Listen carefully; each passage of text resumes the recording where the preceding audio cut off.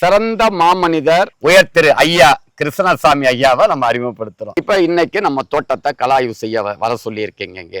நம்ம தோட்டத்துல இன்னைக்கு பசுமை பூமியான் என்னென்ன மாறுதல்களை நம்ம தோட்டத்துல ஏற்படுத்தணும்னு விரும்புறீங்க, எப்படிப்பட்ட விவசாயம் செய்யணும்னு விரும்புறீங்க, அதை வியூவர்ஸுக்கு தெரியப்படுத்தி. இது இப்ப இருந்த ஸ்டேஜ்ல இருந்து மேல இன்னொரு அப்கிரேட் ஆகணும். அப்கிரேட் 10 ஏக்கர்ல 30 ஏக்கருக்குள்ள வருமானத்தை 10 ஏக்கர்ல எடுக்கணும் என்பதுதான் ஐயாவுடைய கருத்து. அப்படிதானே ஐயா?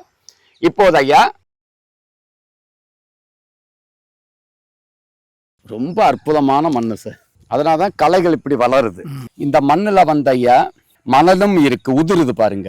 மணலும் இருக்கு, களியும் இருக்கு, சில்ட்டு வண்டலும் இருக்கு ஐயா. இது வறட்சியை தாங்கும் மண் ஐயா. மண் வாசனை நல்லா இருக்கு, மண்ணுல காற்றோட்டம் நல்லா இருக்கு, வறட்சியை தாங்கும். மண்ணுல எல்லா போசாக்கம் இருக்கு, தலைச்சத்து மட்டும் கொஞ்சம் கம்மியா இருக்கு. அதனாலதான் இந்த தென்னை மரங்கள் லைட்டா எல்லோயிஸா இருக்கிறது. இந்த பெரிய மரங்கள் ஒரு கண்ணுனுடைய தரத்தை எப்படி கண்டுபிடிக்கணும்னு சொன்னாயா, இந்த ஓலை அமைப்பு இருக்கு பாருங்க.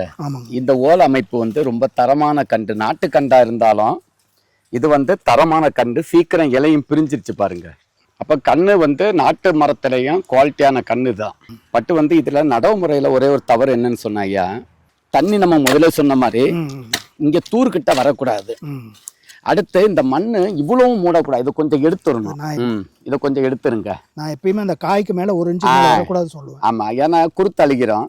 தென்னைக்கும் வயசு 100. இதுக்கு ஒரு குச்சிய பக்கத்துல கட்டி ஐயா தண்ணி 3 அடிக்கு வெள்ள விடணும். அடுத்த ஐயா இந்த குழியில பலதானிய பயிர்கள் அல்லது உளுந்து, தோர, தட்டை பயிர்கள் இந்த மாதிரி போடணும் இதுக்குள்ள சுத்தி. ஆமையா, சுத்தி இந்த இடத்துக்குள்ள. சரி சரி. இதுக்குள்ள அப்ப இந்த மரம் இந்த மாதிரி இல்லாட்டி இந்த மட்டை இன்னும் எல்லாமே எல்லோஸ் ஆயிருக்கும். மரம் இங்க பாருங்க குருத்து சாயுது லைட்டா, சிப்பிடா இல்ல பாருங்க. அதெல்லாம் குச்சி கட்டிருங்க. 3 மாதம் கழிச்சு அவுத்து விடுங்க. அப்ப நடவு முறை தெளிவா இருக்கு. இப்ப பசுமை பூமியில ஐயா என்ன பிரீடு ஐயாவுக்கு ஆர்டர் பண்ண போறீங்க? எனக்கு நீங்க அதுல 2வது ஒரு வெரைட்டி இருக்குங்க, சரஞ்சீவி. சரஞ்சீவி அதாவது காய்க்கு மட்டும் எனக்கு செலக்ட் பண்ணி அதுல குவாலிட்டியா இருக்கும். ஓ, காய்க்கு மட்டும் தான். அப்ப சரஞ்சீவி வேண்டாம், நாங்க மார்க்கெட் பண்ண முடியாது. அப்ப சரஞ்சீவி 2 2 வருஷ கண்டு அதுதான் எனக்கு என்னுடைய ஐடியா. சூப்பர். அது எப்படி கரெக்ட் ஐயா. எனக்கு இளநின்னு சொன்னா மார்க்கெட்டிங் அப்பப்ப நம்ம மந்த்லி ஆர்வஸ் பண்ணணும், அதை எண்ணி கொடுக்கணும். அதனால ஐயாவுக்கு 30 நாளைக்கு 60 நாளைக்கு ஒருக்கா தேங்காய் அறுவடை செய்யற மாதிரி தேங்காய் 300 காய்கள் காய்க்கணும். உரிச்சு எடை போட்டா 1/2 கிலோ to 3/4 கிலோ வெயிட் இருக்கணும். 300 காய்களுக்கு குறையாம காய்க்கணும். 2 to 3 வருஷத்துல காய்ப்புக்கு வரணும். பூச்சி நோய்க்கு எதிர்ப்பு திறன் இருக்கணும். அந்த மரம் வறட்சியை தாங்கி வளரணும்.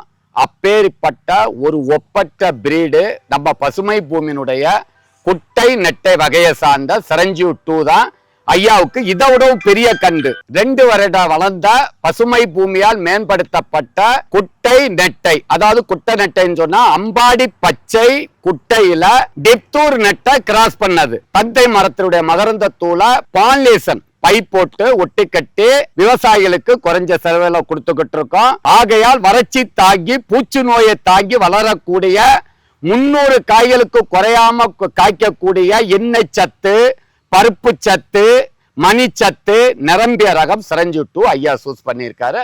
அதே நம்ம 2 வருஷத்துக்கு மேற்பட்ட கண்டு. நடவு முறை இதே முறை தாங்க.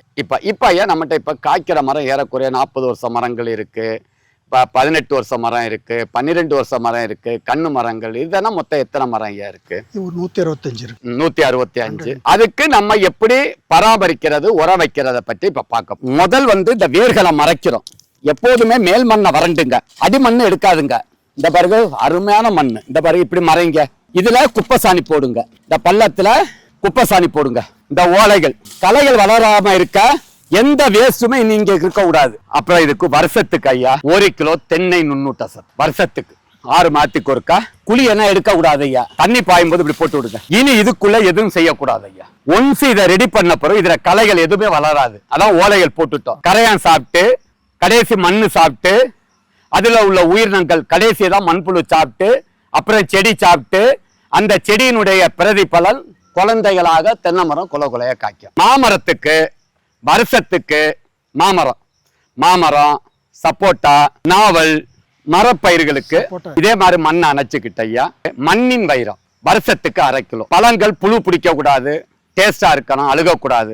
அதுக்கு எண்ணெய் எடுக்காத வேப்பம் புண்ணாக்கு 1/4 கிலோ. அதோட கற்பக ஆர்கானிக் கலப்போரம் 1/2 கிலோ. இது வருஷத்துக்கு ஒரு தடவை கொடுங்க. மருந்து நீங்க ஸ்ப்ரே பண்றதா இருந்தா இயற்கை வைத்தியமாகிய நீம் ஆயில் வித் ஆர்கானிக் சிஸ்டத்துல பிரீஸ், பிஸ்டம், டெக் பெட்ரி, டெக் நியூட் இந்த மாதிரி கலங்களை அடிங்க. பூம்பு பூஸ்டர் ஒரு 20 கிராம். வேப்பம் புண்ணாக்கு. ஆமா, கண்ணுகளுக்கு வேப்பம் புண்ணாக்கு சேர்த்து. மண்ணு பொலப்பொலப்பா இருக்கணும், மண்ணு இருக்கக்கூடாது. ஐயாவுடைய மண்ணு வளமான மண்ணு, ரொம்ப ரொம்ப வளமான மண்ணு. விவாஸ், இந்த மரத்தை பாருங்க, இது இளநீர் ரகம், சிஓடி வகையை சார்ந்தது. லைட்டா மஞ்சள் மிஸ் ஆயிருக்கு, ஒரிஜினல் இளநீர் கிடையாது, நாட்டு ரகம் கலந்தது. இப்ப அதுல அங்க பாருங்க பாலே வரல, தோகை என்ன கருகிருச்சு பாருங்க. இது கருகிருக்கா? இதுவும் ஏறக்குறைய 40 வருஷம் மரம். இதே மாதிரி உங்க தோட்டத்துல மரம் இருக்கும். உங்களுக்கான பதிவு, கழிவுகளை இத மாதிரி போடுங்க. மாட்டு தீவன புல்லு, எரிச்ச புல்லு, என்னென்ன கழிவு இருக்கோ, இலதலை, வேப்ப இலதலை எல்லாத்தையும் இதுல போட்டுக்கிட்டு 1 கிலோ பசுமை பூமியினுடைய ஒரிஜினல் தென்னை நுண்ணூட்ட சத்து 1 கிலோ வருஷத்துக்கு. 2.5 கிலோ கற்பக ஆர்கானிக் கலப்போறோம். எண்ணெய் எடுக்காத வேப்பம் புண்ணாக்கு இருந்தா 1/4 கிலோ 1/2 கிலோ போடுங்க. பூம்பு பூசை 20 கிராம் வேர் வளர்ச்சிக்குள்ளது. அது மூளை தெளிவா இருந்தாலும் உடல் இயங்கும். உடல் நலத்தை விடவும் மனநிலை முக்கியம். மனநிலை அறிவை சார்ந்தது, மூளையை சார்ந்தது. அப்ப வேர் வளர்ச்சி நல்லா இருந்தா, மூளை நல்லா இருந்தா அந்த செடி காய்க்கு. அதுக்குதான் பூம்பு பூசை போடுங்க. இந்த மரம் அடுத்த வருஷம் நம்ம இதே மாதம் வரப்போறோம். அதாவது இன்னைக்கு டேட்டு 3/6/2027 வரும். இந்த மரம் கண்டிப்பாக 200 காய்களுக்கு மேல காய்க்காங்க. இப்ப நம்ம பெரிய மரங்களுக்கு பட்டப்பாத்தி எப்படி எடுக்கிறது, வேர் தெரியாம மண் எப்படி அணைக்கிறது, இறங்கு வரிசையில எப்படி போடுறது, கழிவுகளை எப்படி உரமா மாத்துறது, இந்த இடத்துல களைகள் வளராம இருக்கணும். அதுக்கப்புறம் இங்க மண்வெட்டி வரவே கூடாது.